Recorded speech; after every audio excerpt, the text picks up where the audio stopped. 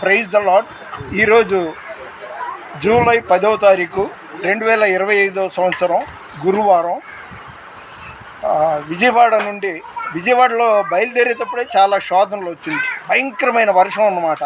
ఇంకేం వెళ్తావురా బాబు, అదా రోడ్లు కూడా బాగోవు, అంతా ముద్ద అయిపోతావు, అయినా అక్కడ జరుగుద్దో లేదో అని ఎవరు పనికిమాలినోడు ఉంటాడు కదా, వాడు పెట్టాడు ఆలోచనలు. పెడితే అవును నిజమే, వర్షం ఇంత పెద్దగా వస్తుంది, నేను వెళ్ళగలనా, అక్కడ ఆత్మీయంగా నేర్చుకోవాల్సింది ఎన్నో కొత్త విశేషాలు ఉంటుంది, అక్కడికి వెళ్ళాలి, చనిపోయే లోపుగా ఇలాంటి విశేషాలు నేర్చుకోవాల్సింది ఎంతో ఉందనేసి ఆశతో, ప్రభు నువ్వు గిద్యోనికి, అతను పెద్ద భక్తుడేం కాదు, నువ్వే నీ నోటితో అన్నావు, పరాక్రమము గల బలాఢ్యుడా అని చెప్పావు, అలాంటిది పనికిమాలిన నన్ను నీ సేవలో వాడుకుంటున్నావు, మరి అక్కడ వెళ్ళాలనుకుంటున్నాను అని అనుకున్నాను. అనుకోగానే దేవుడు నిజంగా ఊహకందని ఆశ్చర్యకార్యం చేసి నన్ను నడిపించాడు.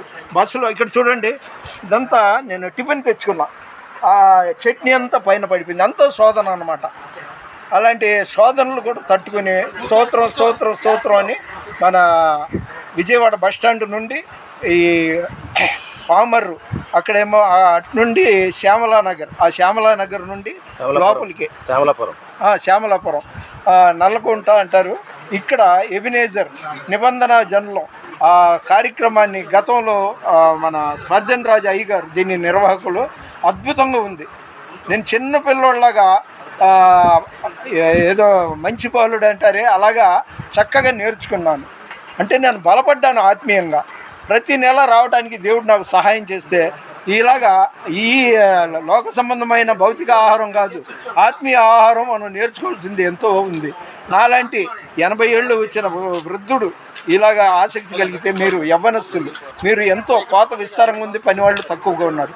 దయచేసి మీరు కూడా ఇప్పటి నుండే దేవునిలోకి కొనసాగటానికి ప్రయత్నం చేయండి. మన వినికిడిలో దేవుడికి కొన్ని మాటలు దీవించును గాక. దేవుని పరిచర్యలో మీ Ratnam Francis. God bless you. Please దయచేసి లైక్ చేయండి, షేర్ చేయండి, సబ్స్క్రైబ్ చేయండి.